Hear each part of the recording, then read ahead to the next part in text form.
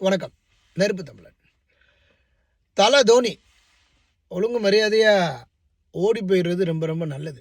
அதாவது கிரிக்கெட்டிலேருந்து ஓய்வு பெற்று விட்டு, இல்லைன்னா நீங்கள் சென்னை சிஎஸ்கே அணியினுடைய நீங்கள் ஒரு ஒரு பங்குதாரராக ஒரு ஓனராக இருங்க. ஓனராக இருந்து இல்லை ஒரு பயிற்சியாளராக இருந்து உட்காந்துட்டு பாருங்கள். உங்களுக்கு ஒரு 10 பந்து விளையாட கொடுப்பதற்கு நீங்கள் விளையாடணும் அப்படிங்கிறதெல்லாம் கிரிக்கெட்டில் செய்யக்கூடிய பெரிய அயோக்கியத்தனம். அந்த அயோக்கியத்தனத்தை இன்றைக்கி பிளம்பிங் சொல்லியிருக்கிறாரு பயிற்சியாளர். அவருக்கு முட்டு வலி இருக்குதுங்க, அதனால் அவர் போய் ரொம்ப நாளாக விளையாட முடியாது, அதனால் அந்த நேரத்துக்கு ஏற்ற மாதிரி தான் நாங்கள் கொடுப்போம், அப்படி வாய்ப்பு கொடுப்போம்னா அப்போ விளையாட முடியாதவனை எதுக்கு வச்சுருக்கிறேன்?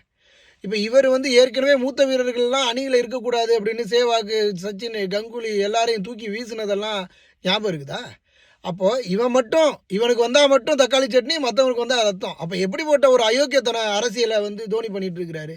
எதுக்கு கிரிக்கெட்டினுடைய புனிதத்தை கெடுக்கிறாரு? ஒழுங்கு மரியாதை ஓடி போயிடுறது ரொம்ப ரொம்ப நல்லது. கிரிக்கெட்டு பக்கமே வந்துடாதீங்க.